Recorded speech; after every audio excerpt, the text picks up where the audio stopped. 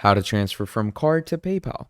Hello everyone, welcome back to another video. In this video we're going to be talking about how we're going to transfer money from our card to our PayPal. Okay, now obviously it doesn't matter what kind of card you have. Obviously if it's linked and registered to your bank account, then things should be good to go. So simply what you're just going to be doing is you're going to come over to finance.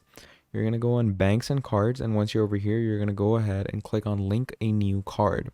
And once you go on link a new card, it's going to ask you your card details. So just make sure to enter the correct details for your card.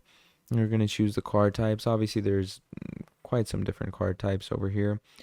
There could be Discover, American Express, Visa. So once you've chosen your card, then you're just going to add the necessary details for your card. Once you do that, you're going to link the card.